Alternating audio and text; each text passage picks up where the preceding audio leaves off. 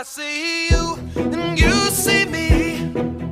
Watch you blowing the line when you're making a scene. Oh girl, you've got to know what my head overlooks. The senses will show. Private eyes, they're watching you.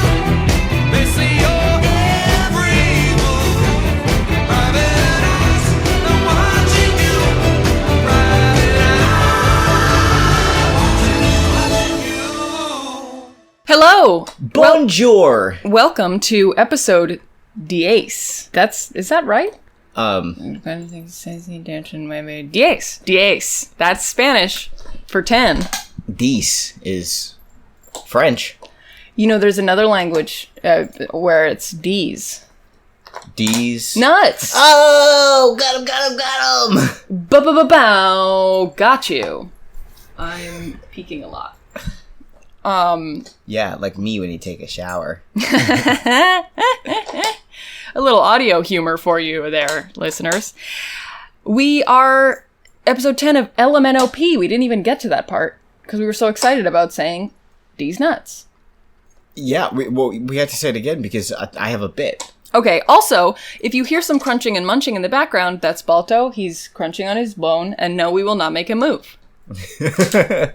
He's a good boy, and he has earned his spot. He deserves to be on the bed where it's soft, because he's soft, and he's nice, and he's a good boy. And it adds a nice audio texture to the podcast, because this episode, especially, is crunchy.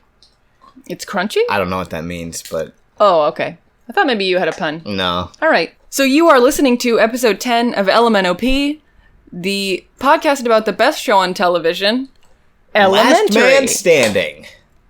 Elementary? It's a bold claim. I've only watched one episode of Last Man Standing, but pretty good so far. Pretty good so far. How good is the guy, the man? Well, he's still standing. And he's first or No, last? definitely not first. He's last. Yeah. Well, good for him, then, I guess. He made it. Is he a nice guy who finished last standing?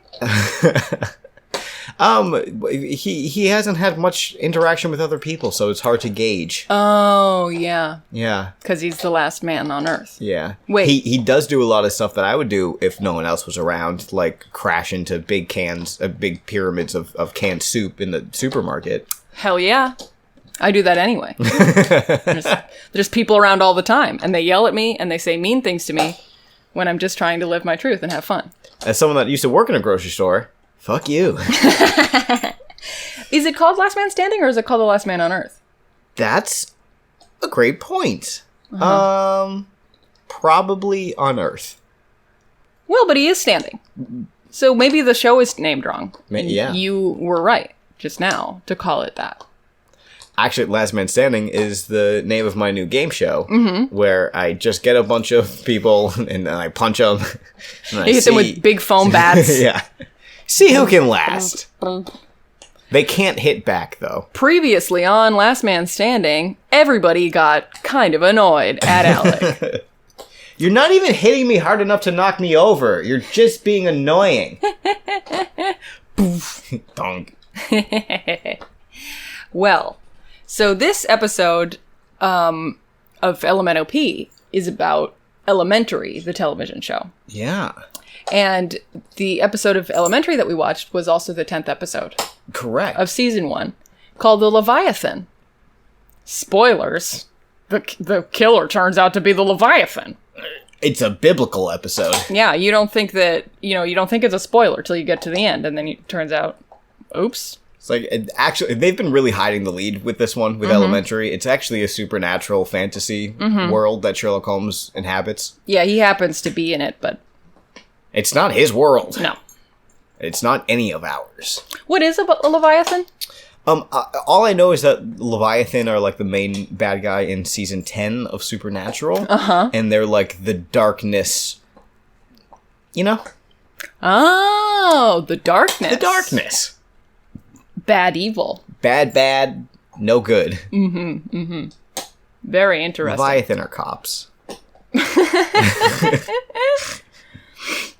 A lab. I don't know that we can go around changing that acronym again. Didn't work out great the last time we tried. Yeah. I mean, it worked out fine, but it wasn't correct. So, anyway, so no, the Leviathan is not a killer. It is a safe, but we'll get to that. By the way, who are you? I don't know. Oh. Who are any of us? Why don't you introduce yourself, and then I'll go, and maybe I'll know after you say yours. Well, for the first time ever, I'm first. And I'm Alec, a.k.a. the Spank Bank Robber. Uh-huh. I told you wouldn't like it. You did tell me I wouldn't like it. So this is a person that steals your photos from your phone or whatever. No. A spank bank is not a physical thing. It's your memories. Oh, steals your memories. Steals your memory. Borrows them. I'll give them back. I just have to stick my tongue deep inside your ear hole. Well, if you were Sherlock Holmes, you would think that a lot of useless information would be the spank bank robber. Because, all the useless information is crowding out all the useful information, like, it's sexy when big boobies. Yeah, very important. It's like 90% of my brain space. Is remembering the boobies? Mm-hmm. Just remember boobs? I remember. Sorry, I got distracted. Yeah, I could tell. Yeah. It's time to use that 10% of your brain. Oh, it's so hard. Well, then stop thinking about boobs. I can't. And I am your host, Val Flight Cub, a.k.a. the Unsinkable 2. This episode begins with a bunch of people cracking a safe. What one might call a heist. A heist, because they not only crack the safe, but they're also high on drugs. They're the most high. They're the highest. Heist. But they not only crack open the safe, they also go inside of it. And then they take all the stuff that's in it. I thought you were going to say they crack open our hearts. No. They're really lovable robbers. We don't even see any part of... I still love them. Do you think that the people that... the actors that play the robbers also are in this scene? Or do you think they have, like, stunt double? In any TV show or movie... If a character is wearing a full body suit or a mask, I automatically assume it's a stunt person. Yeah, because it's like they have the full mask, like, over the face and, like, the goggles or something and the hoodie up and everything. Yeah, no, they probably got people that were better actors as safecrackers. like I'm really good at scooping stuff into bags. Listen, I can act as a librarian all day, but you want me to act like I can rob a bank? What, no, thank you. Hold 2 duffel bags at the same time? Do you think there are people that have, like, made their career off of that? It's very specialized. I mean, there is something very greedy about the hands. You can tell that they're, Yeah. You see them, you don't even see them taking the stuff, that you just see them opening the drawers, and that they're going to take the stuff. Ooh, was that a finger twitch? Oh. Somebody's excited. And the Academy Award for hand acting goes to... Anyway, they're really good at hand jobs. Okay, so it's that kind of episode. Anyway, we see that there's a robbery in a bank. No, we see that... Fuck. It's just gonna be that kind of episode. A regular one, yes. So we see that there's a heist in a big safe. And then we cut to the brownstone, where Joan is like, is anybody gonna get the door? Because the doorbell's ringing. Not Detective Bell. Not Detective Bell. But a regular... Doorbell. Detective Doorbell. That's Marcus's brother. Door. And Joan goes downstairs, and she sees a lady wearing just a t-shirt. And glasses, but there's a t-shirt and underwear. And if you're paying attention, if you, for example, have watched the first 10 episodes and then done a podcast on it, you might notice her shirt. It has a 4-leaf clover, and it says, "I'm not lucky, I'm just good." Which is a very Sherlock thing to say and think, and I believe he did say it and think it once. He did. But as you pointed out... I found this online. This is his shirt. This is definitely his shirt. And after seeing it, I'm like, I think I would have recognized that even if I hadn't, like, seen it online, that it was Oh, fun fact, this is a shirt from the pilot. Because this is the pale yellow shirt that he wears in the pilot with a dark gray dress vest over it. So she's like, oh, hi, I'm Gwen. I'm not going to answer the door. Hee hee. Bye. She walks away. And Joan goes to answer the door, and another woman who looks just almost exactly like this Gwen. Gwen is like, hi, I'm Hen. And it's like practically identical. Except she's wearing a shirt that says, I'm not good, I'm just lucky. She's wearing she's wearing a shirt that says plaid. It's a plaid shirt. But she's very clearly a tween. A tween. She's a twin. She's a They're twin. twin. You can't say tween. Oh, tween is a different word. Yep. She's a twan. She's an adult twin. She's an adult human twin. She's an adult twin. And Joan is like, oh, I think I just met your sister. And the family resemblance here is uncanny. She is also, twin number 2 is also not wearing pants. That's their family, that's their, like, you know how, like, tartan, the family tartan? Yeah, they have no... Theirs is no pants. Right. Yeah. They have no family genes. Also, fun fact about this is not 2 actresses. No, it's very clearly... It's 1 actress. Yeah. I don't think they're ever on screen at the same time. They're not. Yeah, they couldn't even be bothered to finagle that. Which, you know what? I don't care. Yeah. It's interesting that there's 2 of them. Yeah. We don't need to see them in the same frame. Yeah, no, it's funny. There's no need to waste... Practical. Yeah, there's no need to waste CGI on that. Yeah, yeah. I don't know that there's ever CGI in this show. No, they actually kill these people. Oh, fuck. Dang. Commitment to the role. Well, that's too bad. Joan finally goes to open the door, and Sherlock appears. And he's like, all right, fine, Joan, if you must know, my relationship with the Lynch sisters is mutually beneficial. And she's like, I didn't ask. And he's like, I get to study the differences in them as they're identical twins. Science. And they get... And she's like, I didn't ask. Which... I think this is very Sherlock. To be like, oh, you're looking at me. You must be thinking about the hot, sexy twins that you just encountered. Allow me to enlighten you. They're sexy and hot. And they think I'm sexy and hot, and they like my wiener. So, I do science with them. And there are 7 things that I've been able to tell that are different about them. Right. One of them is twin 1 likes my wiener, and twin 2 really likes my wiener. Joan is like, I could not have asked less. Sometimes you just have to say stuff. Sometimes you just want to volunteer sexual information about yourself. Yeah, sometimes you do. Sometimes you do. I don't. No. People do. People. People that I have slept with. I've slept with people. So, they finally fucking open the door. Whew. And I would have left by now. Nothing is this important. Bing bong, bing bong, bing bong, bing bong, bing bong. I'm done. Yeah, that's it.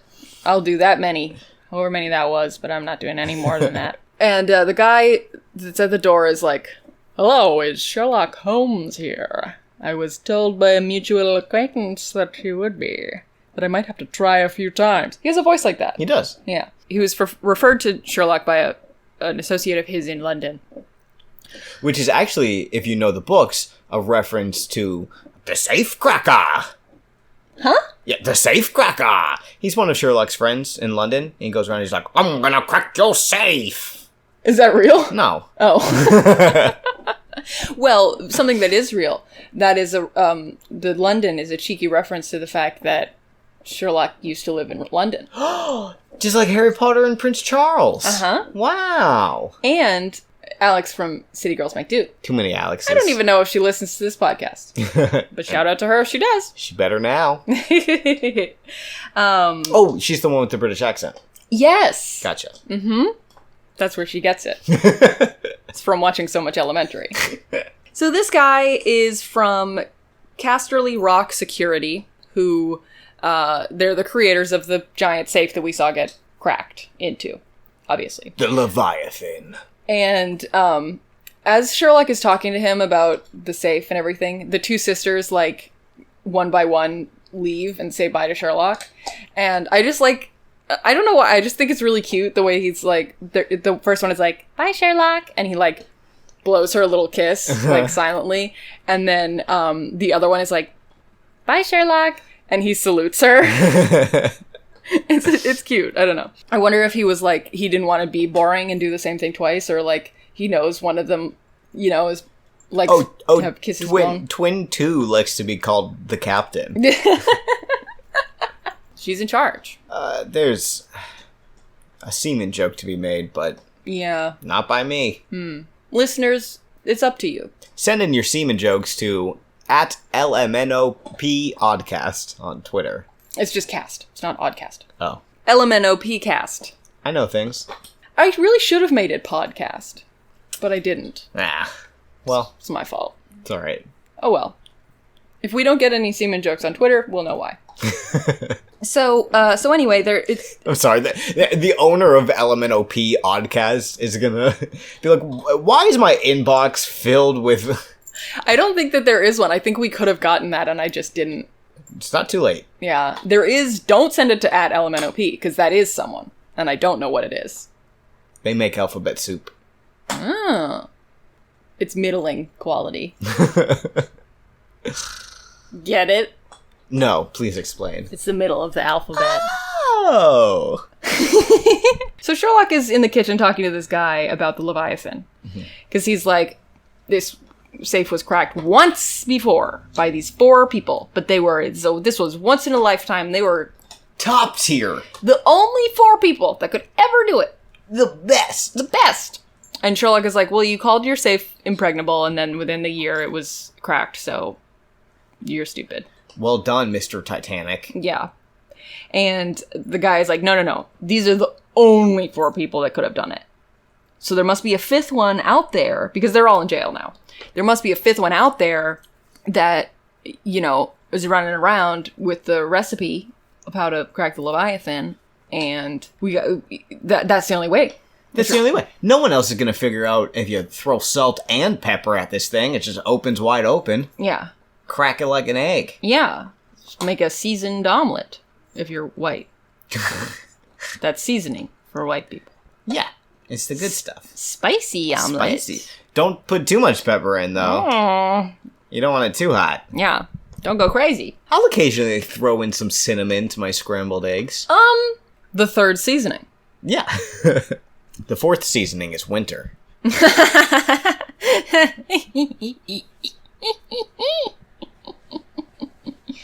And Sherlock is like, well, listen, if those 4 people could crack it, that means it's possible, and, you probably just have another person or group of 4 people who are going to crack it again. And I'll prove it to you, because I'm going to be the 5th person to I crack can just it. do it all on my own. I'm just going to do it. And the guy's like, no, you're not. And he's like, I guess I am. Take me to the safe. This is going to take 2 hours tops. So 17 hours later. 17 hours later. No, they go to the bank, and it is a pretty cool sequence as he's walking up to the Leviathan. He's just, like, pointing out every security feature and how to get around it. Like, ooh, temperature check, and you just spray that with some hairspray. I love when TV shows tell you how to do crimes. Like, do you think that's real, that you could fool a temperature sensor with hairspray? Probably. Yeah. Now, this is going to sound really stupid because I'm going to be like, it's going to be super vague because I don't know the name of the movie. But there is a bank heist movie that was so well planned and so well done that the director or writer was, like, interrogated by police because they were like, did you break into this bank? And when he was like, no, I found the blueprints in the library. Oh my god. BRB, Alec and I have to go to the library to check out Happy Feet on DVD. I love Elijah Wood. I like that, I love any movie that's about his feet. I know, I've seen your search history. Elijah Wood feet, real. Elijah would. I'm sick of seeing his hobbit feet. I'm sick That's of... not what I want. Yeah, don't Photoshop his face onto other people's feet. So Sherlock is like, hello, I'm here to crack your safe. And the manager is this guy, Baton Vert. And he's like, no, you're not. I'm sweaty. And Sherlock is like, first of all, your name means green stick. Second of all, excuse me. And just like breezes past him. So yeah, he's got all, he figured out everything about the Leviathan. He's like, you could crack this little, there's like a jail door before the real safe door. And he's like, you could crack this so easily. Mm-hmm. And then he gets to the Leviathan safe and he's like, and then you look at it and the answer comes. Pretty good safe. Solid. Pretty good safe. When he gets to the safe door, the reason that he's like kind of stumped is because there's a number code to open the safe, but the only way it changes every 10 minutes. 2 minutes. Every 2 minutes.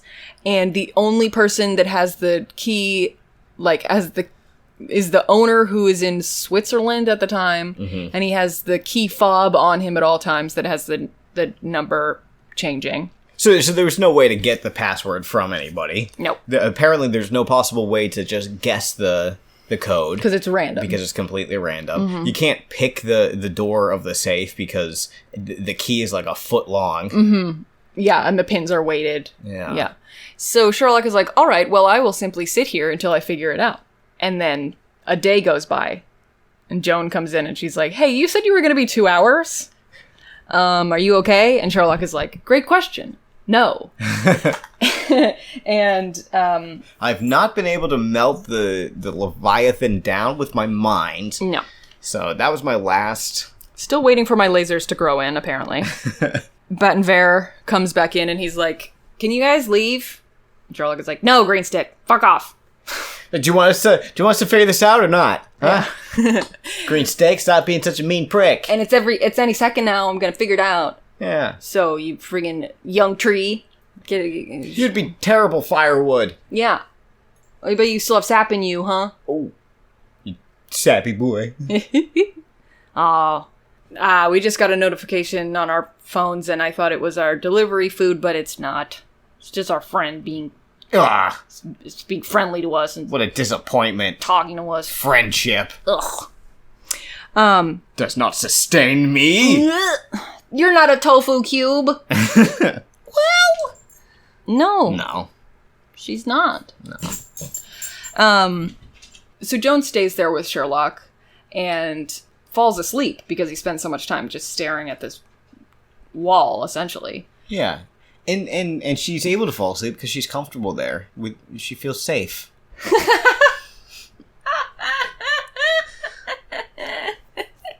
And then Sherlock wakes her up by, like, staring at her. Sherlock is a cat. We've said this before, right? Yeah. Yeah, he's a cat. And he's just, like, staring at her. And she's like, ugh! What are you doing? And he's like, she thinks she's so clever, doesn't she? And Joan is like, who? And he's like, the safe. She thinks she can melt me down with her eyes, but she can't. And Joan is like, you need to stop doing this now. And she says in AA, they would call this a dry drunk. You're indulging in all these obsessions of addiction without the drugs. And that is totally true. It's not healthy. It's not healthy. And we have talked about this with Sherlock before. I mean, so Sherlock is like, fine. You know what, Joan? You're so right. Let me just try one last thing. And he goes over to the fire extinguisher and breaks open the thing and takes the axe out and just whacks the pin pad of the Leviathan. The pin pad with the axe. Breaks it open. I was half expecting him to grab her car keys and drive her car into the safe. Yeah. And he goes, now before you say anything, remember that I'm holding an axe. Don't be mean to me! I can't take it! So they do go home, finally, and sleep and everything. So the next morning, Sherlock is going over things, and he's trying to figure out who the new safecrackers are. Because he's like, The old safecrackers must have sold the recipe. That's the only way.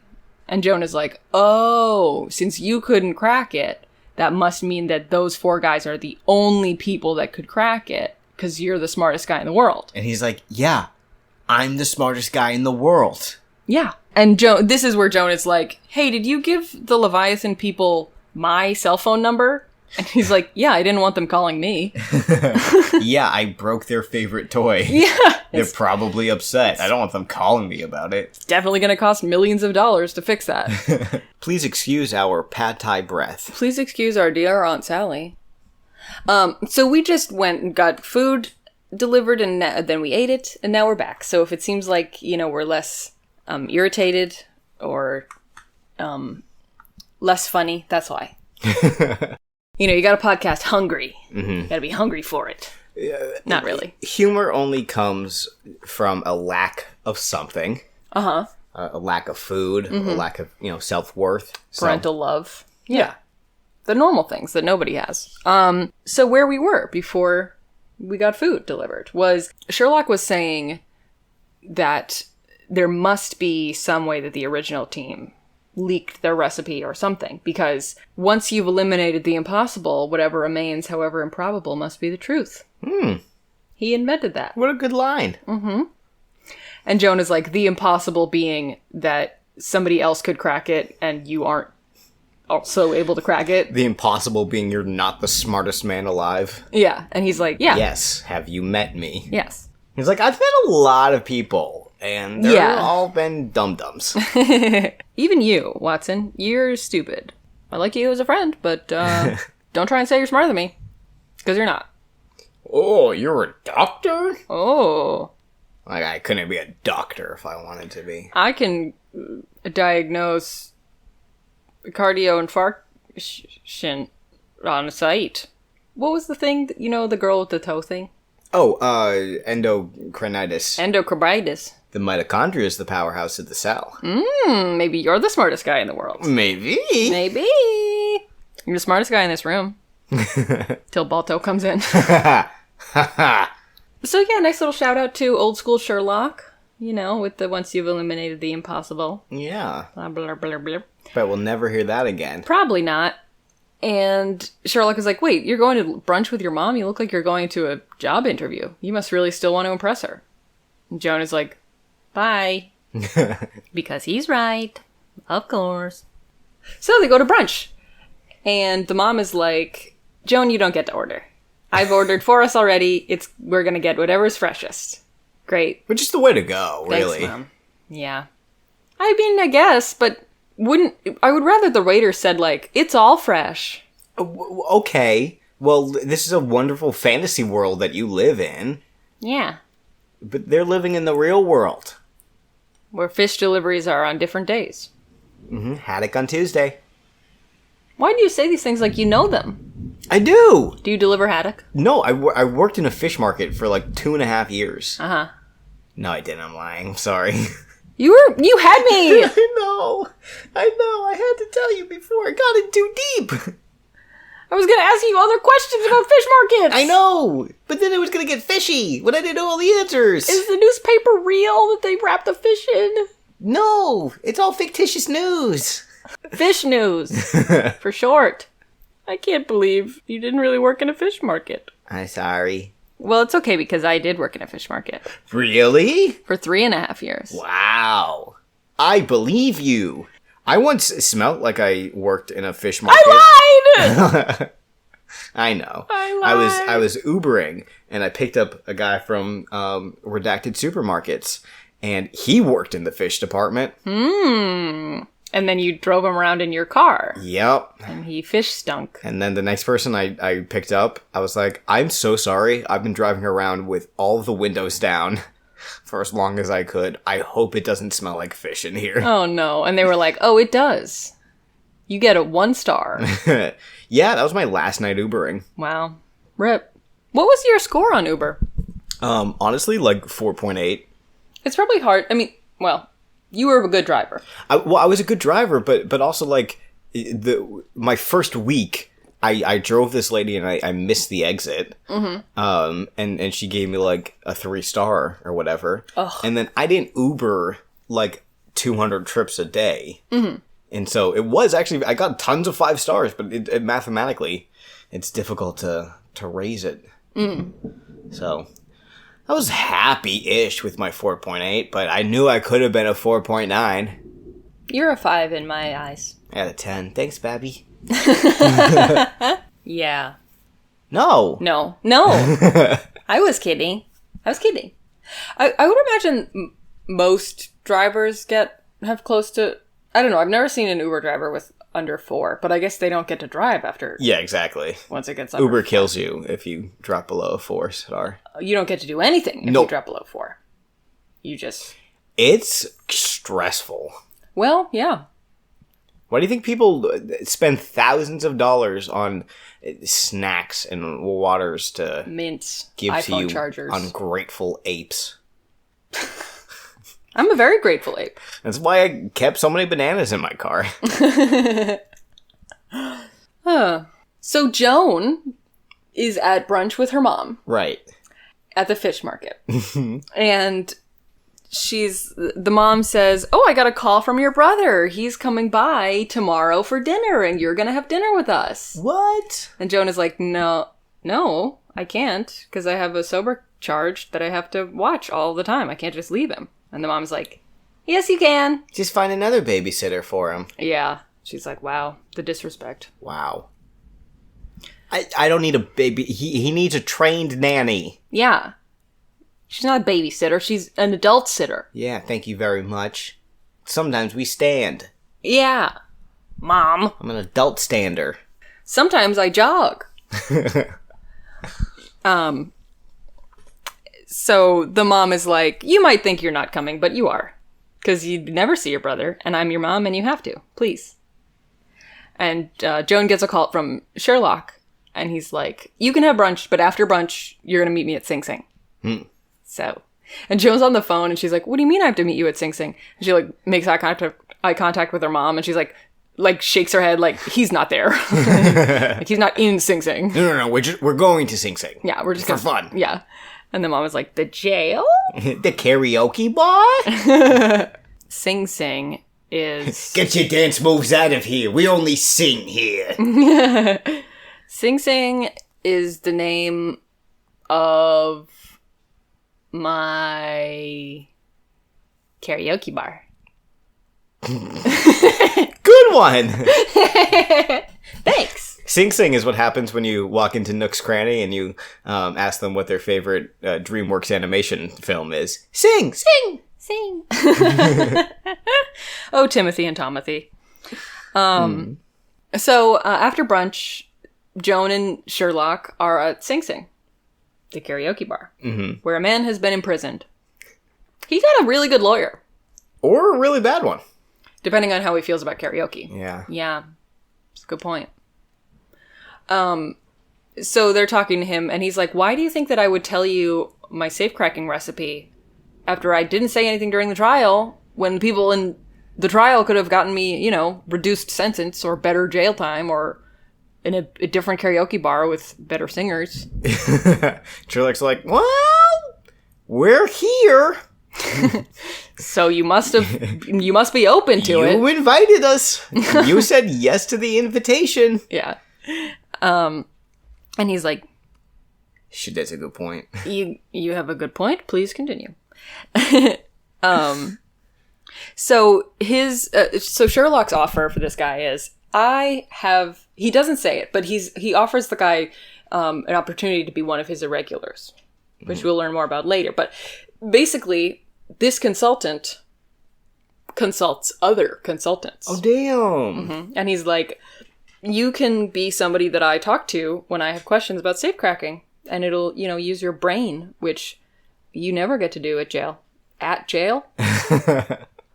Yeah, it's nice because, even though Sherlock knows that he's the smartest person in the world overall, there are some niche things that he could use some brushing up on. Yeah. He likes to ask other people about niche subjects like Is God dead? Get it? Nietzsche. The guy. So the safecracker says to them, he's like, I'm intrigued by your offer. One of the people in the original heist died from an unnamed illness. Or maybe while he was sick and wanted to get some money for his family before he died, he sold the recipe to this guy that came to talk to him about it. Ooh. Offered him the recipe. No, offered him money for the recipe. Interesting. And Sherlock's like, Ravioli, ravioli, give me the formioli. Exactly. And Sherlock is like, who is this restaurateur? Get it? I do. And the safecracker is like, you can't get mad at me when I tell you. It's the Chevalier. The Chevalier? The Chevalier! Oh no! Chevalier. Chevalier. The chandelier. The chandelier. It's French for the night. Oh, which is kind of the opposite of a chandelier. It's true. So they take this lead, and they're walking out of the jail, and Joan is like, so nobody's seen this guy. They don't know that he even exists at all. He could be a leprechaun. And Sherlock's like, yes, he's European, so what? And Joan is just like, he just said a random thing. Yeah, he just like gave you a ghost story. Yeah, basically. Pretty much. Yeah. Sherlock is like, sure, the Chevalier has never been found, but I've never looked for him. Did you forget I'm the smartest man alive? Did you forget I'm a very special boy? And, sure enough, they find him. Wow, damn, he's good. Really quickly, actually. Yeah. So they're going through the evidence about the certain paintings that the Chevalier has stolen and stuff, and paintings and Greek coins. yes, And the quill that was used to write the Declaration of Independence. and the Declaration of Independence, and the bird that laid the egg that eventually became the bird that had the feather that turned into the quill that wrote the Declaration of Oh Independence. damn, this shit's getting deep. Yeah. So they're looking through these things, and there's this picture of an art opening, Vincent van Gogh's. I went to Europe on vacation once, so Damn. I pronounce it Van Gogh. Wow. Yeah. His painting, the Pieta, was stolen the day it was premiered in the museum. So, Well, at least people got to see it first. yeah, exactly. And so they've got these pictures of the crowd, and there's this one guy who has Greek coins as his little Cufflinks. cufflinks. Oh dang. And Sherlock's like, that's the ones that he stole. This is the Chevalier. Why not just get cufflinks that say, I'm an art thief? Yeah, right? One that says art, and then the other one says theft. I wish that I was an extremely... Well, no. I don't wish that I was one. But if I was an extremely rich fancy man, I would definitely have goofy cufflinks. Oh yeah. What are people gonna say? I like your cufflinks. Yeah. And I'll say thank you. Like, you know, getting one where, if you're a judge, you get one with a little gavel. Oh, I thought you were gonna say you get one that says guilty. One that says not guilty. That would be great. Well, actually, you just get one that says guilty and one that says not. Not. Like, oh, is he gonna lift up both hands or no? Do you get a high 5 or a high 10?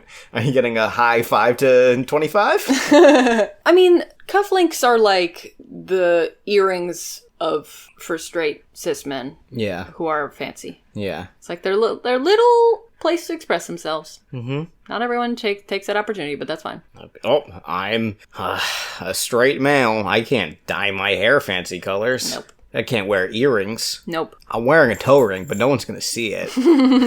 Oh, I love that. Like with a little sapphire on it. Ding-a-ling-ling-a-ling-ling. That's my toe wiggling sound. Yeah, I'm fancy. Nobody knows it, but I know it. I'm a little wacky. I'm going crazy today.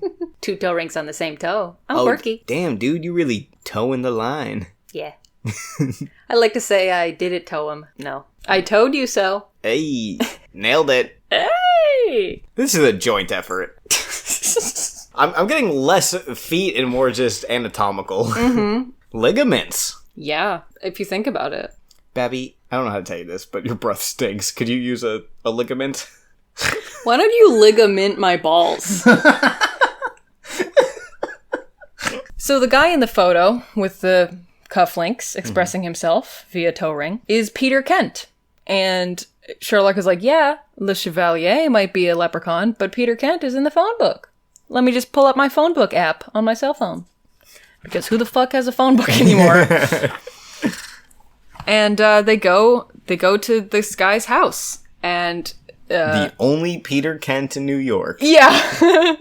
Yeah. And the woman that answers the door is like, you want to talk to Peter Kent? You want to talk to Peter Kent? And they're like, yeah. And she's like, mm-hmm. So they bring Sherlock and Joan to his office. Mm-hmm. And they're having a peek-sees around. Mm-hmm. And Sherlock's like, that's stolen, and that's stolen, and that's stolen. There's a bunch of original art on the walls. Yeah. But Van Gogh's Peter is nowhere to be seen. Mm-hmm. Except his dick pic is hidden. There is one hanging up on the wall, but he thinks it's a lithograph, just like a print. It's like a poster from the museum. Yeah, it's like, oh, come see this. Yeah. But it's like framed, and it's like behind glass. Yeah. And Sherlock's like, he wouldn't. He didn't. He's not. No. Smash. He wouldn't be that bold. Yeah. And then he, wraps his elbow in his jacket as he so often does to smash the glass. In the frame. And then pokes a little hole in the lithograph and tears it and tears it and tears it. And there's the Peter. There's Peter. There he is. There's the real Peter. Mm-hmm. Bonk. Just popping out. Just popping out. Not his whole face, just one eye. Oh. I get it. So finally this young guy comes out and he's like, you wanted to talk to Peter Kent? What the heck is going on? And Sherlock's like, you're not Peter Kent. He's older than you. And he's like, yeah, that's my dad, but why would you want to talk to my dad? And Sherlock's like, well, he's an art thief. Art thief. We could tell by his cufflinks that say art thief. Mm-hmm. Good thing I'm wearing my cufflink that says guilty. I lost the not one, but... But just assume it's... Yeah, and the young kids, like, Peter, can't help you. Because he's like, my dad had a stroke 2 years ago. He hasn't even stood up in 18 months. And it shows the Peter Kent, and he's there with his wife, and she's, like, sitting next to him. He looks very feeble. Yeah. He's like, oh. But he is an art thief, though! Yep. Sherlock is like, okay, he didn't do the heist we're accusing him of from 2 days ago. But I saw he did definitely take that other art. So yeah, and this is great. So they just take the art as a way of compromising because like they talk about. Joan is like, I can't believe we took this $1 million on the subway. And Sherlock is like, well, you didn't want to put a stroke victim in jail. And, neither did I. But we also, like, can't just let them keep the stolen stuff. So they just took it with them. Yeah, so we'll just return it. Yeah, return it. No questions asked, hopefully. And they took it on the subway. And she's like, I don't even want to know how much that watch cost that was covered in diamonds. And Sherlock was like, $25 million. Like, once again, she did not ask. I specifically did not ask. Yeah. So they go to the captain, and they're like, so Captain, this art fell off a truck. I was out jogging, and whoops, I tripped on some priceless heirlooms. There's a whole pile of them. We just scooped them up and brought them to you, and no, you shouldn't ask any more questions about it. Do you want them or not? Yeah. Captain's like, yeah. Okay. Of course I want them. Sherlock gives Captain the box and then gets up and starts walking out while he's holding the big tube in his hand. And Gregson is like, wait, isn't that something? And Sherlock's like, oh, this? No, this is just something I picked up from my apartment. This is for me. This is a Fight Club poster. This is a poster of Bob Marley. This is a poster from Reservoir Dogs. This poster has a fancy car and a fancier lady on it. We stopped by the poster sale, First Freshman. Yeah. Fresh posters for freshmen. It's not a good name for a store, but This poster was $7. It's not $50 million Van Gogh. Why would you ask? Man, I really do wish that all of this took place in London, because instead of Sherlock taking all this stuff, the painting in a tube on the subway, he would have taken the tube on the tube. Painting in a tube in a tube. In a tube in a tube. In a tunnel in While London. wearing a tube top. Oh yeah, we didn't mention that, but he is very much wearing a tube top. Yeah. He's looking good. I like that it's like bedazzled because it like matches all the diamonds on the watch and stuff. Yeah, one might even say it's spangled. It's spangled. Listeners, we looked up the definition of spangled today. And it will blow your mind. It means... No spoilers. It means covered in spangles. Okay, well, spoilers. Oh. Well, that's not a spoiler for the show. What show? Spangled on CBS? The show we're talking about! No! I wasn't saying no spoilers to the Elementary episode. That has nothing to do with anything being spangled. It was the Leviathan! Damn. I said no spoilers! This episode is ruined. We have to go back to the beginning. So this episode opens with someone's ringing the doorbell. No. So they're back to the brownstone because Sherlock is hanging up the Pieta there. And he's like, it really ties the room together. It looks nice here. It belongs here. And Joan is like, we're not keeping that. Sherlock's like, no, we're borrowing it. We're not keeping it for too long. And she says, like, you're returning that first thing in the morning. He's like, I'm returning it first thing some morning. I'll do it in a morning. I will be mourning when I have to return this. So Oren calls Joan and is like, Joan, I'm so happy you agreed to go to dinner with us. Joan's like, huh? I didn't do that. And Oren's like, I just got your text. Joan is like, bye. And so Sherlock has done the thing that he's done 2 times now, a third time, and has texted Oren saying that Joan and he will both be at the dinner. Oh, dang. And Joan is like, I put a lock on my phone. And he's like, do you remember what episode we're in right now? Like, do you really think I can't break the lock on your phone? Yeah. Hack the lock on your phone or whatever? It's You used your birth date. It's SHER. Oh, Sherlock. Joan would never do something so derivative. No. But I would. Anyway, so Joan is like, okay, but you're not coming to dinner with my family. And Sherlock is like, aren't I though? I feel like I'm gonna be there. I feel like I kind of have to, because you said it yourself, you can't leave me alone. And I feel like I might relapse tomorrow if you're not there with me. Oh no. Oh, you don't want me to relapse. And Joan is like, you know that I can't leave you if you say that. You're just saying that. And Sherlock's like, maybe. It's like when Balto is getting up in the morning, and I'm just like, Balto, I'm so lonely. So he legally can't leave. He's like, fine, I'll come over and lick your face, but I won't love it. Yeah. Yeah, I do. I love it so much. So anyway, they go to bed. Well, no. Joan. Ooh. No. Never. Spoilers for the rest of the season. They never do that, and it's never on the table. That sounds like they have... It sounds like they definitely have sex on the table. It does sound like that. I meant the idea is never in their minds at all. No. Which I like. Sometimes I don't like the whole will they won't they thing. Yeah. You know? Sometimes they shouldn't. Sometimes they won't. And this is one of those times. Anyway, Joan goes to sleep. And then Sherlock wakes her up the next morning and is like, Joan, we have evidence to look at. I love evidence. Evidence! And he's wearing a very cute outfit here. He's got a little checkered shirt and the vest and the jacket, and the vest and the jacket match. And it's not a t-shirt with the vest. This is the outfit that he basically wears, like, for the rest of the show. Is, like, a matching jacket and vest and a buttoned-up shirt with all the buttons buttoned. When I was younger, I thought that, like, every button on a shirt was, like, supposed to be buttoned. Why else would it be there? Right. Yeah. Exactly. I looked very silly, but I didn't know. But I also, like, had a set of clothes once that was a sweater and and leggings. And so I thought you were just supposed to wear the sweater and leggings. So somebody was like, what shirt are you wearing under that? And I was like, why would I be wearing a shirt under it? I definitely did that a few times as a kid. Usually it was because I just hadn't done laundry.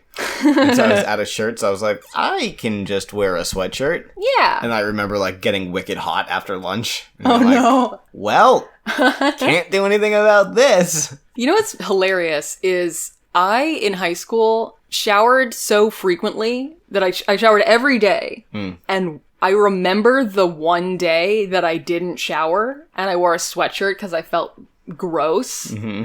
And now I'm like, Saturdays are for showering. Like, that was a standout moment in my high school Yeah. career, was like, I didn't shower today. Nobody touch me. I'm disgusting. So Sherlock's like, Joan, we gotta look at evidence because there was this piece of evidence that the jurors went back to 3 times. And Joan is like, that's what they do. That's what they look at evidence. They're supposed to. A few times. Yeah. And Sherlock's like, this was a random piece of paper that just had their coffee orders on it. So look at that.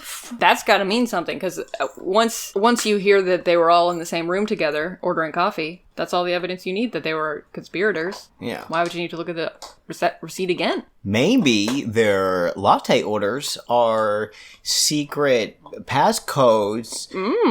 No, probably not. It's probably just coffee. Maybe when they say vanilla chai, it means we need to cover the motion sensor with a box. Ooh. And soy milk Ah. means hairspray on the heat thingy. Yep. And the fact that they all got soy milk Mm-hmm. means that they needed a lot of hairspray. Uh-huh. And they venti, it was very large, is how much money they'd be making. Ka-ching. Ka-ching, ka-ching, ka-venti. And they got a black coffee, which means they don't want any milk in it. Yeah? So they go into the police station. And Sherlock figures out that the coffee order is written on a piece of paper that has some random gibberish on the back. Ooh. Printed out. Joan is like, oh, one of them has a printer. And apparently this gibberish is not actually gibberish. It's just meant to look like gibberish. But it's actually a programming language What? called Malboge. On Mongoose. Mongoose.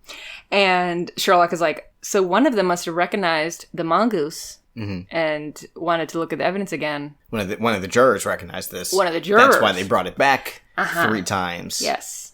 Because why else? And he was like, one of the jurors is the person that figured out how they did it, how they cracked the Leviathan. One of the 12 poor jurors. Huh? It was a 12 angry jurors reference, but I just replaced angry with poor because they needed to break into a bank. It didn't work as well. I see. Because they didn't have $40 million. And anyone who doesn't have $40 million is poor. I don't have $40 million, and I am poor. And I do, and I'm not. And no, you can't Could have you any. share? Okay. No. And I'm not going to give you gas money for every time you drive me. Get your own car! $40 million! I could, but that would not be a nuisance to you. So, I'm a nuisance with no sense! got my inheritance, call that new sense. Oh. That's my opinion. That's my 2 cents. Sometimes Yeah. I can spot cows. That's my moo sense. So Sherlock is like, I have a person who knows programming languages. I've sent it to them, and she's going to translate it for me and get back to me about it. And they look up the jurors, and there's one whose previous job was software engineer. Ooh. And they're like, oh, every software engineer is secretly a hacker. It's true. So he probably could do it. So Sherlock gets the translation back, and he's like, Joan, look, they hacked the random number generator. And he shows her his phone with the text message from this person.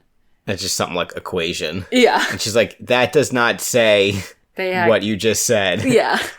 And he's like, it's an algorithm. It does say that if you're smart. Uh-huh. Thank you for sneezing on me, Balto. She's just like, you're welcome. So they're like, we gotta find this software engineer juror. So they go to his apartment, and they're at his apartment building, and there's a cop out there. And he's like, you can't go in, it's an active crime scene. And they're like... And Sherlock goes, I got a pizza delivery. You gotta let me in. We gotta fix the toilet in 4D. And Joan is like, I know there's a crime scene. I'm here to clean up the crime evidence. I'm a maid. I'm that thing that Dexter does. He doesn't clean up. Never mind. Okay. But Sherlock is like, but I'm with the police, so maybe I can come in. Just want to talk to this guy, Guthrie. And the police officer is like, Guthrie? You said Guthrie? You said Guthrie? And Sherlock's like, I said Guthrie. You want me to spell it for you? You heard? And the police officer is like, oh, well, that's who the crime scene is. And he points behind him, and he's like, that's the guy impaled on the fence. Yes. So apparently he fell. Well, the police officer says he jumped from his window. But Joan and Sherlock, of course, think he was probably pushed.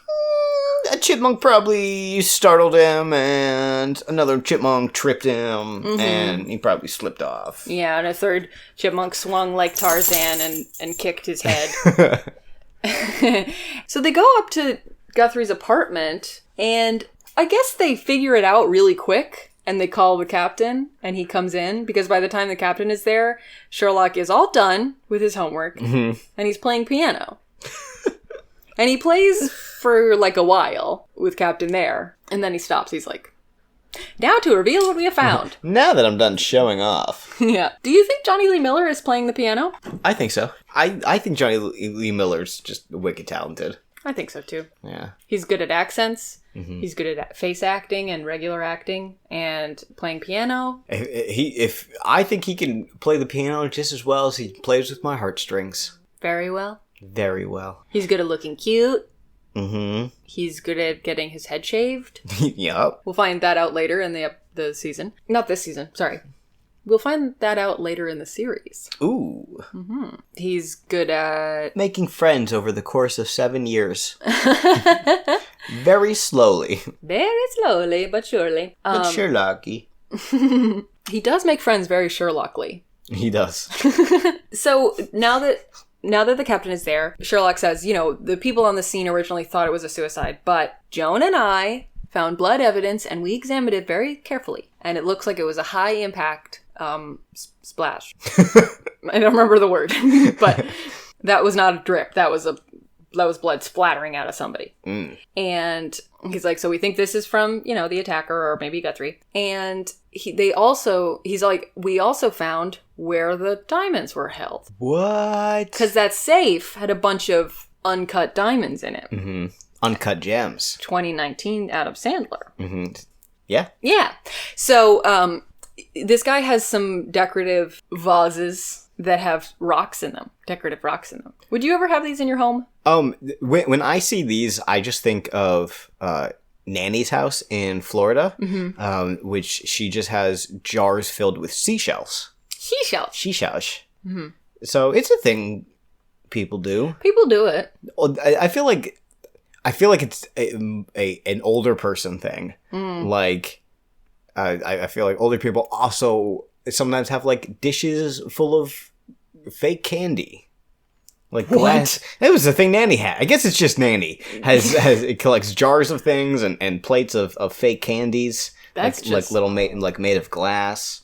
No, okay. That would be decorative. I was thinking like fake candy where you like unwrap it and you're like, my tooth. Yeah, it's just a bowl of M&Ms, but when you eat them, they're pebbles. Yeah, it's just uncut diamonds wrapped in candy wrappers.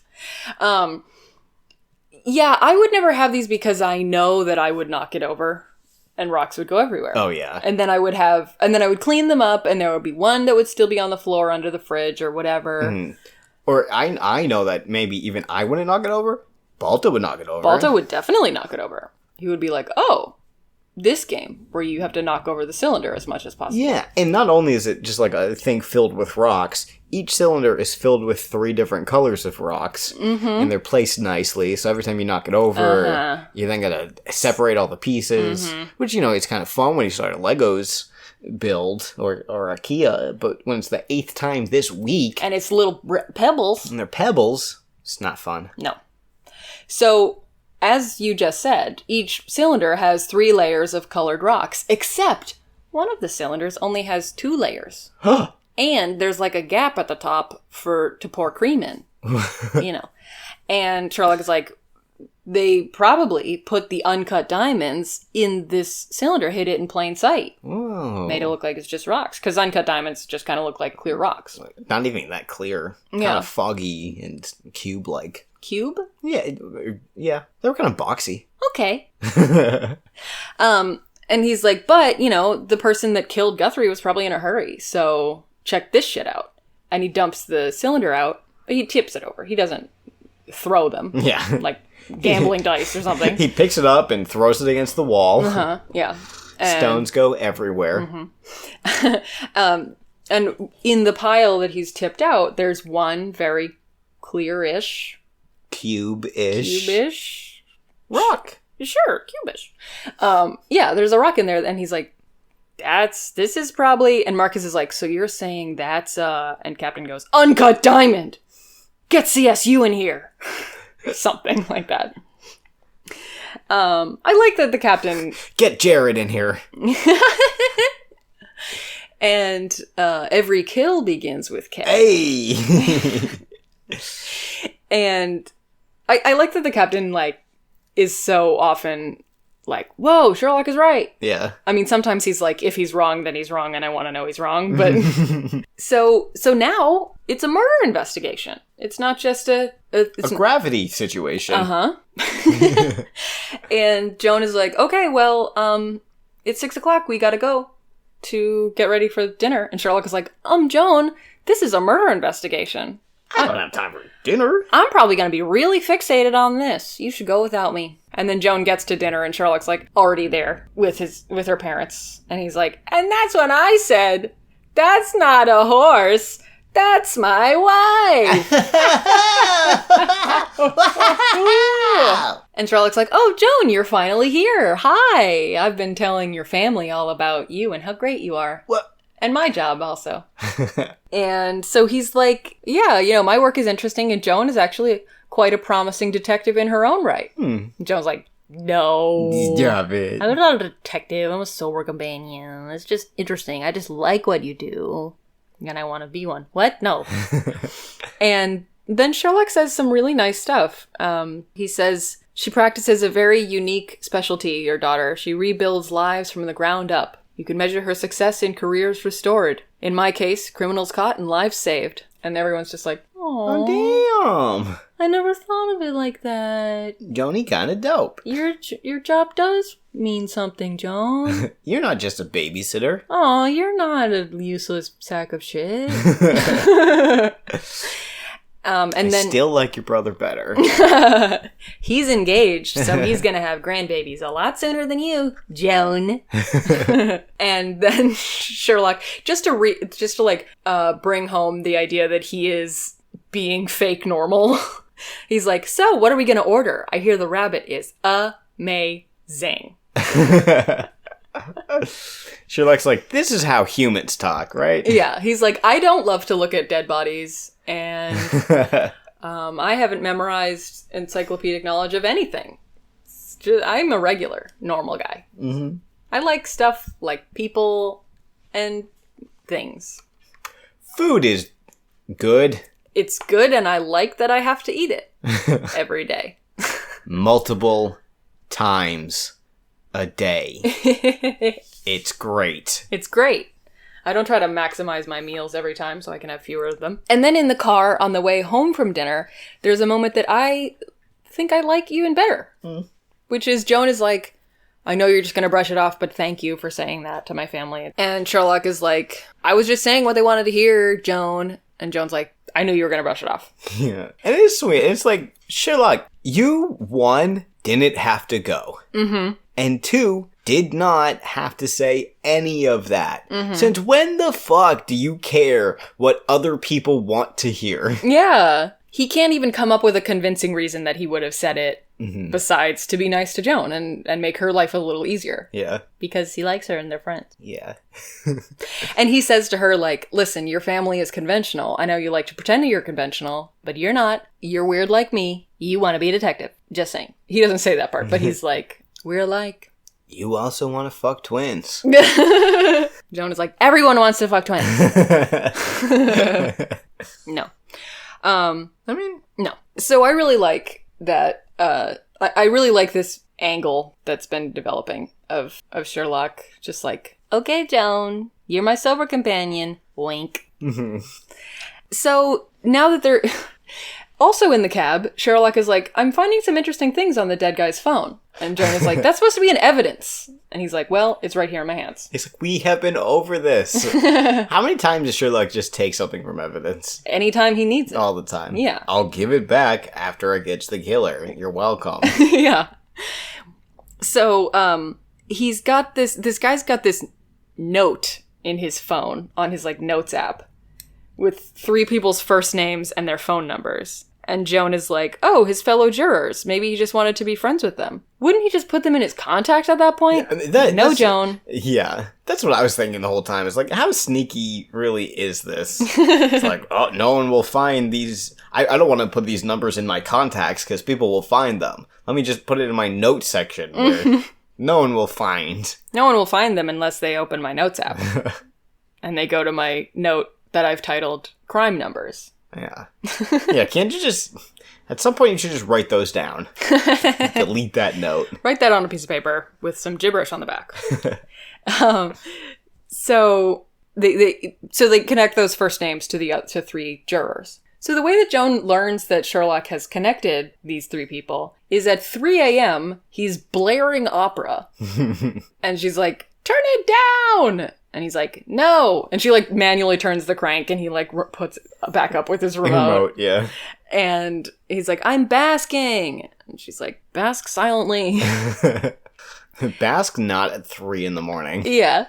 And so he explains what he's found. So there are, as we already said, there was a software guy on the original team and there's a software engineer in the juror pool. And there are 3 other people. So there was the locksmith guy and there's a juror whose dad was a locksmith. Mm-hmm. There's the electrical engineer? Sure. I think. I don't remember. Yeah. Well, there's the one person who is a hairdresser, so they have access to hairspray.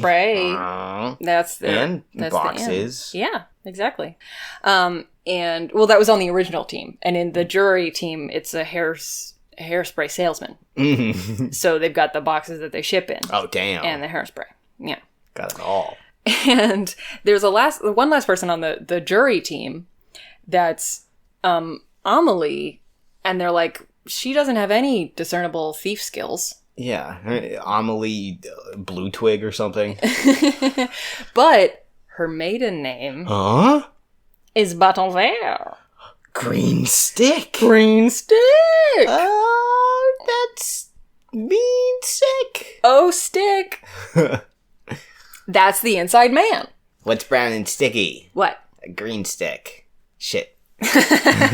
And I love this because he's like, so Sherlock is explaining this to Joan, and he's like, these 4 jurors had overlapping skills with the 4 original thieves, and they probably noticed that, and it probably started as a joke. Oh, we could do this. We look just like the unless we could rub this wouldn't that be unless unless just kidding, unless you're into it. Haha, we could have a 4-way bank job. Just kidding, unless you're free. Haha. We could go 4 separate ways, or we could all walk in one direction. The band. What do you think, Harry? Liam? Niall? Zane? And that's who's saying that. Louis. Okay. Yeah. I wasn't sure if you knew. Louis, I know Louis. He's the most handsome. I know. You That's think your it's opinion? Harry Styles, but... I mean, no. Harry is my favorite, but Zane is objectively the most handsome. Well... I also haven't changed my ruling since sophomore year of college. Uh-huh. So I haven't really thought about it since. We can do a new ranking. I don't know that you were ever correct. No offense to Louis Stans, but... Well, that's your onion. It takes all kinds. We're a mixed preference relationship, I guess. But we can all agree it's not Liam. Yes. Yes, we can. Who do you think Balto's favorite would be? Niall. Because he seems the most friendly. Yeah.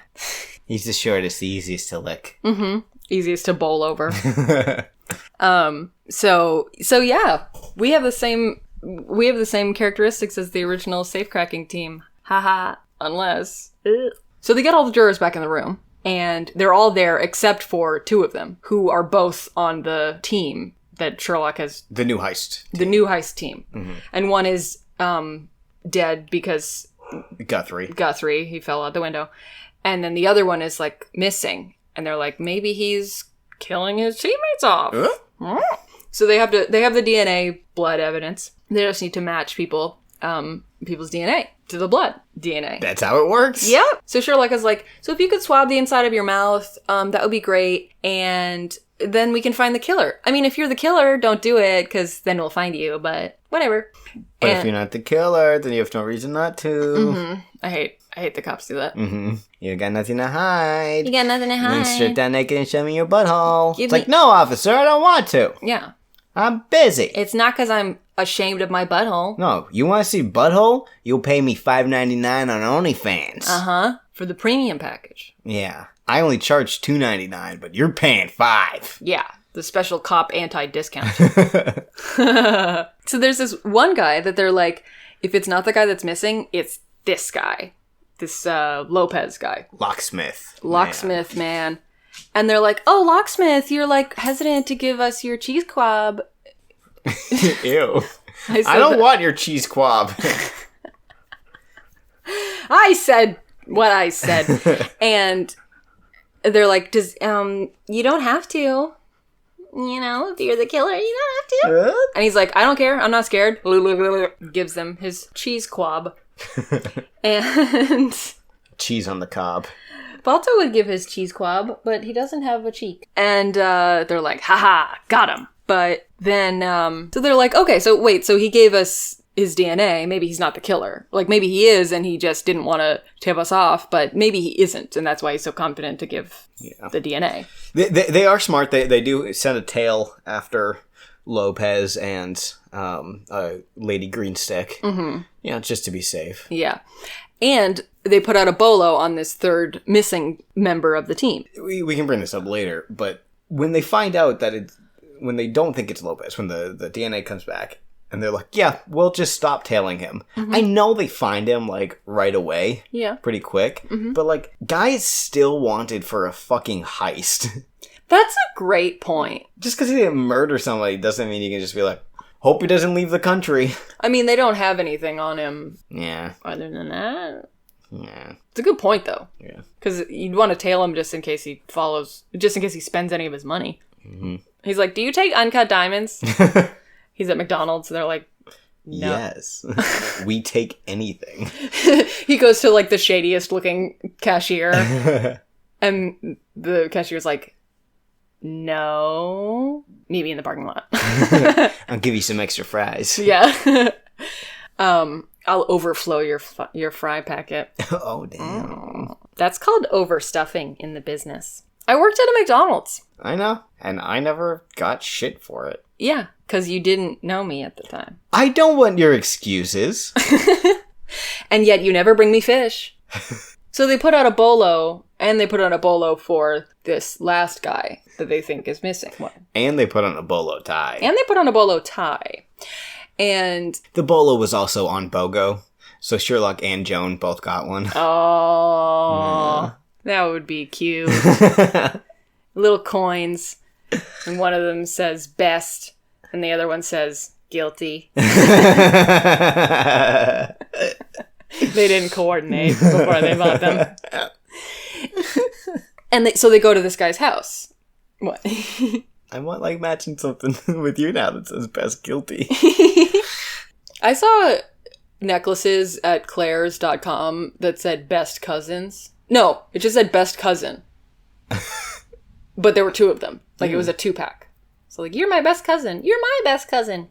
And I was like, I just want to buy this and just wear it so my cousins know who the best is. Oh, yeah. Show up to the family reunion like, I don't know, guys. It says I'm the best cousin. Yeah. And my custom printed t-shirt says, I'm not lucky. I am the number 1 cousin. Kind of sounded like I said cussin'. Did it sound like I said cussin'? Fuck no. So they go to this guy's house who's been missing that they put a bolo out on. Oh, dang. And he's dead. Oh. Sorry. They're like, knock, knock, knock, hello, answer your door. And Sherlock is like, there are coffin flies here. So Yeah, Belle's knocking on the door, which is just ironic. And Sherlock is like, I don't know, man, maybe let's check out these flies. And yeah, coffin flies are buzzing around, and they take a closer look, and as the flies land, they land on some cardboard, and they spell out, he dead. Mm-hmm. And Sherlock, with his bare fucking hands, removes the cardboard. Picks up the cardboard on, like, the wet side. Yeah. So gross. And underneath is Alex Smith. Or whatever the fuck his name was. Wilson. Alex Wilson Smith. Will Smith. Oh, shit! Yeah. It's just like how on Secret Life of the American Teenager, the grandma's boyfriend's name is Will Smith. Dan Levy. Mm. But he's played by Will Smith. And, nope. There's no and. We're going to start a new sentence. It's just Will Smith. Will Smith. And Sherlock's like, oh, there goes his pursuit of happiness. Oh, Seven Organs. What is that movie called? 7. I think it's just, I know the one. The jellyfish. The Flies Are Legend. He just starts pointing at body parts. Hancock. Let's move on from this. So they get a DNA match. They checked the body, and then we found some fresh prints. So they get a DNA match for the blood evidence. Uh-huh. And it's to this woman, Audrey Higuera. And Sherlock is there when they, like, storm her house. When they go to her house. Mm-hmm. And he's like, oh, I'm Gumpy. And Joan is like, what part of it don't you like? That she's a army chaplain or that she has a Habitats for Humanities bumper sticker? And he's like, she doesn't fit. She makes no sense. All of it. I don't like it. My solve was perfect. Who's this lady? I don't like this wrench. And they go in the house. And she's not in there. And they're looking at all of her, like, #1 best lady trophies. And, you know, a drawing from a kid that lives up the street. Like, thank you for always buying my lemonade. You're my hero. That's her turtle that thinks that she's home. Yeah. The turtles bit that into the leaves. I love you, turtle. So they're looking around, and she's got all these pictures of her doing nice stuff, including a picture with her sister, who's bald. Huh. Got tubes. And Joan is like, her sister has leukemia! Oh. And she's got this ribbon. Oh, it says #1 sister with leukemia. It says best cousin. And Joan is like, no. Because of that, Audrey dedicated herself to helping other people who had the same disease by donating bone marrow. Bone marrow. Bone marrow. It's my favorite Pokemon. Bone marrow. Bone marrow. What is it? Marowak. Oh. Or Q bone Marowak. Q bone Marowak. Do you think that's why it's called Marowak? Because he hits you with the big bone? Yeah, probably. Oh, that's amazing. I mean, a lot of the names are like that. Pikachu is a fucking pervert. Pikachu. Squirtle. Moving on. I hate that. So much. It makes you Bulbasaur. No. In the brain. Because you hate it. My bulbous brain. Makes my bulbous brain sore. He's called Squirtle because he looks like a turtle and he squirts water. Yeah. Yeah. That's what I was gonna say. Yeah, I know. And then he grows into a war turtle. Yeah. So, they figured it out. Joan figured it out. How this woman could be the match for the blood sample. Right, because Locksmith dude from the new heist also had leukemia. Also leukemia. So they bring him in, and they explain this last little piece of the puzzle to him so that we can understand it. Yeah, they explain it to us through him. Yeah. It's not quite a parlor room reveal, sort of a parlor room closet reveal. It's more of a haha gotcha. Yeah. to the criminal. Because they're trying to compel him, they're trying to get him to give them a blood sample, and he's like, no thank you. And they're like, well, we know your blood is going to match and not your skin cells because... Bone marrow. When you get a bone marrow transplant, some of the DNA gets transplanted into you, but bone marrow makes blood, So that foreign DNA is only contained in your blood and not your hair or skin or mucus. Or your cheese quabs. Or your cheese quabs. And he's like, well, too bad. Goodbye. And they're like, oh, we have a court order. You have to give us the blood. Oh, did we forget to mention? But we did just want to be jerks and poke you. Haha, you're going to jail, nerd. Forever. And because he's like, I can't believe that you brought my illness into this. And Sherlock's like, you stole $40 million and killed 2 people. Which, one of those is... Two of those things is much worse than the third one. Yeah, but 40 million is a big number. Mm-hmm. So it sounds like, oh, yeah, you stole $40 million and you killed 2 people. The thing is, the safe was stealing $40 million out of rotation in the economy by just having those diamonds just there. Yeah. Buy fries with diamonds. Yeah. Buy local with uncut diamonds. My Etsy shop also accepts uncut diamonds, if anyone is wondering. So you know what that means? Solving crime time's over. We did it. We got him. We did it. Which means, but we have some time left for... character development. Love it. And because this episode is kind of about Joan maybe sticking her toe a little bit into being a detective, maybe thinking about it, maybe... She gets the character development today. Ooh, interesting. Mm-hmm. Sherlock's like, I'm good. I've developed. Mm-hmm. No more developing from me. No. So knock on the door, and Joan's like, what, triplets? And Sherlock's like, no, it's your mom. Oh, got him! Boom! Bing, bing, bing. And then she opens the door, and it's her mom. Mm-hmm. And Sherlock was like, I told you so. Yeah, I checked our ring security. yeah. Our ring doorbell. Uh-huh. And so it is. And also... before the doorbell rings, Sherlock brings over the crate of champagne that the Leviathan people have sent him. And he's like, each of those 4 bottles is worth $500. They're stupid for sending it to me and not asking first if I drink. And Joan's like, yeah. Pours it down the drain. So Sherlock goes like, I can't have them, but you go ahead and enjoy them. Mm-hmm. And Joan's like, can I? Will you be okay with that? Because of the smell? And he's like, yeah, I'll be fine. And then she starts pouring, and I was like, oh dang, she's just having a glass. But then you see that she's pouring it down the sink. Yeah. That's not made obvious right at the beginning. And you're like, oh, she's gonna drink the whole bottle. I was like, okay, Joan thirsty. There's a mug in the sink. You think it's going down the drain, but it's just going into her big bowl cup from that episode. She's just pouring it into the blender, gonna drink it out of that. I've done that before. Oh, geez. Why dirty a cup? Mm-hmm. So Joan's mom is there. And she's like, listen, I'm sorry that I was critical of your job before, but it's only because it didn't seem like you liked it at all. I'm your mom, and I want you to be happy. Mm-hmm. And this job does not seem to make you happy. Mm-hmm. And my parents have had this conversation with me as well. My dad had this conversation with me where he was like, you got to think about what you want to do in your future and where you want to go, because this job you have now sucks and it's stupid. When my parents gave me this talk, it was not, you don't seem passionate about your job, but that is also true. Employers don't listen, but yeah. My mom and I had a similar conversation when I was officially like, I want to do theater, and that's what I want to make a career out of. Mm-hmm. She was like very supportive and was like, I kind of wish I had supported you more when you were 18, so you could have gone into school for theater. And I'm like, me and my $120,000 of student debt agree. Yeah, rip.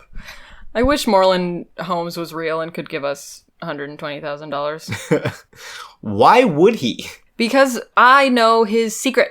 Oh, damn. I'd be like, Moreland, have you ever heard of a little show called Elementary? There's scenes in there you don't know about. I saw your butt. Yeah, spoilers for the Moreland Holmes butt reveal. Also, Sherlock's dad's name is Moreland. Yeah. I don't know if we mentioned that. Maybe we did. But yeah, so Joan's mom is like, listen, you've never seemed to like being a sober companion. But when Sherlock was talking about detective work, you like lit up. And Joan is like, no, I'm not a detective. Oh my God. Stop. And her mom is like, And this is, I think, a pivotal moment for the show. Because she's like, people find their paths in all sorts of ways. And I think, I don't know, I mean, I'm always like kind of a rule follower. So I feel like I wouldn't think of this kind of thing of like, oh, if you come across somebody who's got a job that you like and you feel like you could do it, you can just do it. Yeah. Like, it's allowed. Mm-hmm. And Jonah's like, I'm pretty sure it's not allowed, but thank you for coming, Mom. Love you. Bye. You can't just become a detective. No. Meanwhile... I can't just learn from somebody who's going to devote a bunch of time and energy into teaching me how to be a detective. Meanwhile, Sherlock is not a real detective either. He's just a dude that has a good sense of smell. He's started calling himself a detective. Yeah. That is so true. He has no formal... Wow. Yeah. You can do anything. You can. I'm a hairdresser now. Well, my last haircut says differently. You also have to learn how to do the thing. Uh-huh. It doesn't have to be formal education, but you do have to learn. That's true. Yeah. Luckily, we have Bobo and we can practice on him. Mm-hmm. You're gonna look so pretty. I'm gonna give him a perm. He's gonna be so fluffy. Anyway, so Sherlock comes in and he's like, hey, I saw something interesting on the news you might want to see. And he puts on this news report of somebody being like, Van Gogh's Peter has been spotted. It's been returned. It's been returned. Mysteriously. It just came back on its own. Mm-hmm. Seems like the art thief had a guilty conscience. Mm-hmm. And he looks so pleased with himself. He's like, Jonah, are you proud of me? Mm-hmm. I did it. I'm best guilty. And that's the end of the episode. Yeah. I thought that was a really sweet cap to it. Because it's not only Joan's mom being like, Joan, be detective? But it's also Sherlock being like, Joan, I listen to you. Good influence. It's really cute. Yeah. So, what did you think of the episode? You said earlier you think it's a pretty straightforward episode. Yeah. I feel like it didn't take many risks. Uh-huh. It was kind of just safe.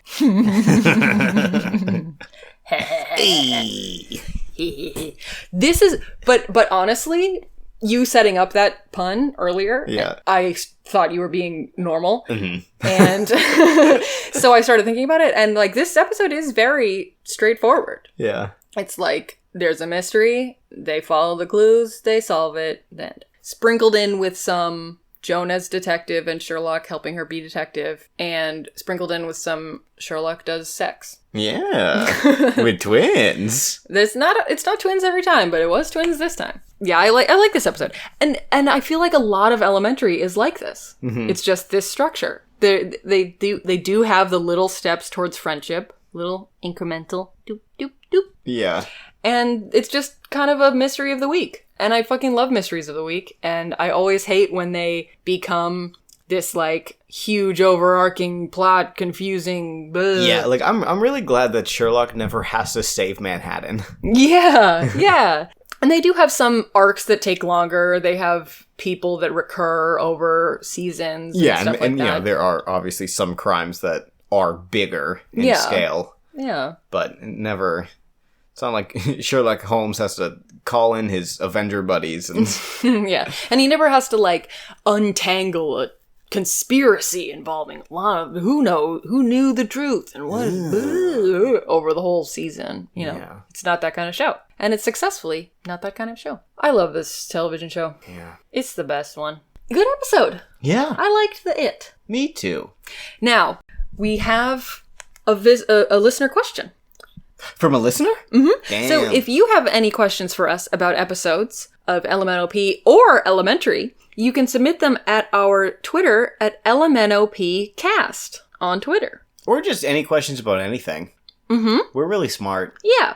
So we have this week, we have a question from friend of the show, guest of the show, Alex Leafcrunch. And she says, if you had a twin who was down to commit a twins crime, what crime would you most want to commit that involves being a twin? Switching twins, etc. You know, twins crime. Twin crime. Yeah. Very simple. Mm-hmm. So you've heard of man getting arrested for crime, but turns out his twin actually did it. Uh-huh. So, well then, man number one, free to go. Mm-hmm. Take that to the extreme. Mm-hmm. I kill a bunch of people. Uh-huh. And then my twin kills a bunch of people. Mm-hmm. But we cancel each other out. Because you each are the alibi for the other Yeah. twins. You're like, oh, you didn't murder this person. Your twin did. And it could be every person that you want to murder, your twin murders. Yeah. Because then they're like, it doesn't make sense for the twin to do it. You're right. Wow. I don't want you to kill a bunch of people. I'm glad you don't have a twin. Yeah, not yet. Not yet. I'm working on it. With who? I'll let you know when I find them. You tell me 7 billion people, there's not a single person out there that looks exactly like me and shares my DNA? I was going to say there's an Elementary episode for that, but not the DNA part. I would commit a bank robbery prank and go to real jail for it. I would become the world's greatest magician by killing my twin. No. It would bring me prestige. That's not how that movie works. Well, I read one synopsis of it, so I'm pretty sure. Do you know what I'm talking about with the robbery prank thing, though? No. So there's this... Oh, you know what I would do is become YouTube stars. It's not a crime, but it is immoral. Well, yeah, I was going to say it should be. There's these twins on YouTube, the Stokes twins. Mm-hmm. And they're, like... Excited about everything. They're like, mid-teen boys who with relatively clear skin, and they're twins. So people are gaga for them. And they do pranks, and they do videos. They do a lot of videos that are copies of other videos. Sounds like a sweet life. Womp womp. And if I had a twin, my twin crime would be running in the lobby. I would do it all the time. None of that! Stop running in my lobby! So the Stokes twins have this channel, and they do stupid, quote-unquote, comedy sketches and stuff, pranks and stuff. And they did this one video back in October, bank robbery prank. Ooh. Where they put on balaclavas and they were running around in all black with big duffel bags, like running away from the bank and like going up to people and being like, hey, do you know like where there's a good big bank around here, like that I can make like a big withdrawal, if you know what I mean? And then they would go back to people and be like, here, I never would have gotten any of this money if it wasn't for you, so like have this stack of cash. And they went up to one guy and he was like, no, I'm not interested. I don't know. And there's a lot of like commentary YouTube channel videos about it because it's just such a fucking ridiculous thing. It's such a fail of a video. They go into an Uber and they're like, can you like step on it? Like our getaway driver like bailed. And he's like, this is weird. Get out of my car. Like, I'm not going to be an accessory to whatever this is.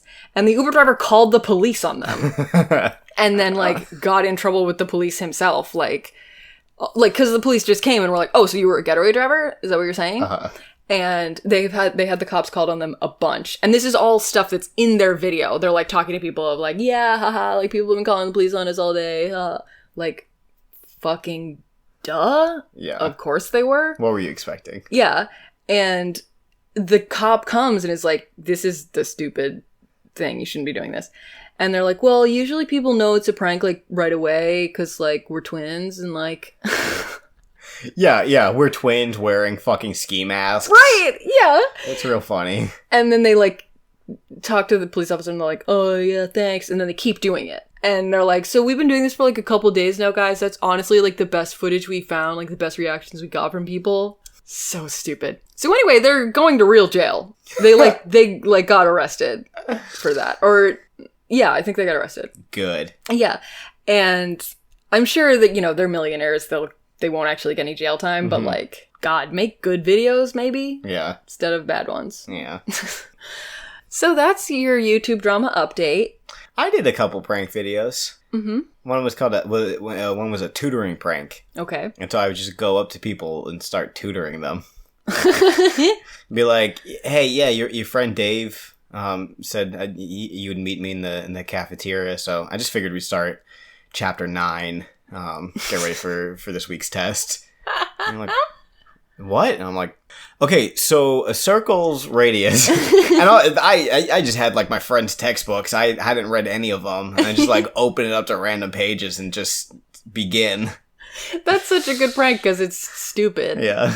It's just weird. Yeah, exactly. And it's also like not like smelling girl's hair prank. Yeah. I hate that shit. Tutoring. When you said a tutoring prank, I thought that you were going up to people and sticking your tutor in their face and tooting. That's a good prank. Anyway, thank you for the question, Alex. I'm sorry that I didn't give a good answer. I'm sorry I gave too good of an answer. Yeah, it's hard being this good. I would assume. I'm not. Thank you for watching or listening. Or would you ever play music on like iTunes and it would On do music- like the laser show? The Microsoft? Yeah. I had the Microsoft version of that, yeah. The waveform maker and it makes the like the Laser show. what's the thing? Laser show. Where you rotate it and it makes different shapes. Kaleidoscope. Kaleidoscope. Laser in show. Yeah. Yeah. Maybe people are watching Watch it on us that. like that. I wonder what we look like as a kaleidoscope. Or as a laser show. I wonder what this looks like. Wow, wow, wow, wow.